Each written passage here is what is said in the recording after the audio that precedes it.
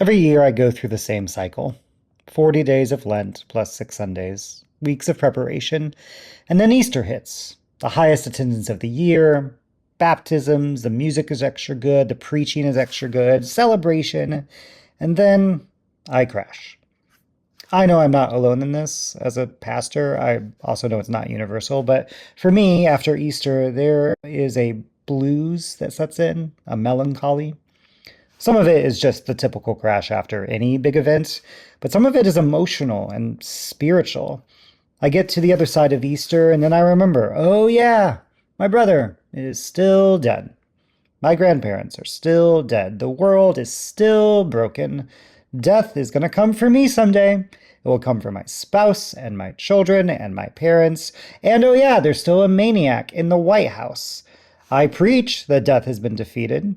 I sing that the enemies of God have been conquered. And yet, look around, they're not.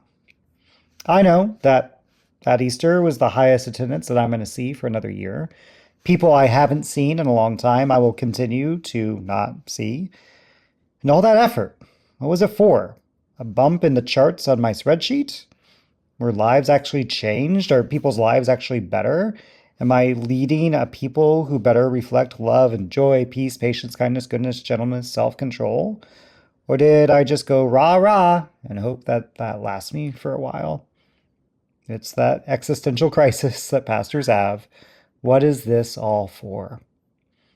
I talk a lot about hope, about the need to keep pushing forward, that I'm engaged in work that I know will outlast my lifetime, that I want to pass on a world that's better to my children, to whoever comes next. That just because I won't be victorious today or tomorrow or in the next 60 years doesn't mean that victory will never come or that I should give up. I believe that there is good in this world and it's worth fighting for, but it can be hard to believe that sometimes. There's a discussion going on in my lectionary WhatsApp group about Paul in 1 Corinthians 15, that if there is no resurrection, that we of all people are most to be pitied, that we'd be better off just saying, let us eat and drink and be merry, for tomorrow we die. And some want to argue that hedonism is not the natural response to a world without miracles and resurrection, that there are plenty of other reasons to be ethical and moral and to think about others. And I agree, if the only reason you're ethical is hope for an afterlife, then you're ultimately a pretty shitty person. And yeah, I do feel that temptation. Wouldn't it be easier just to lie and cheat and steal my way through, like all the leaders in my country right now? I want to believe that what I do matters.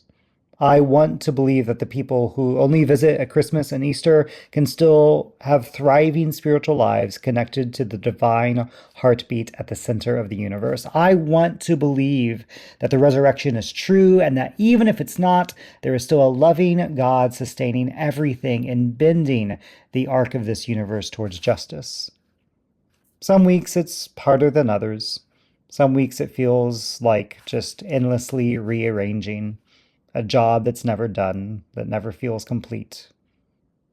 And when there are weeks like that, I have to be okay just feeling it. I don't have to try to fix it or solve it.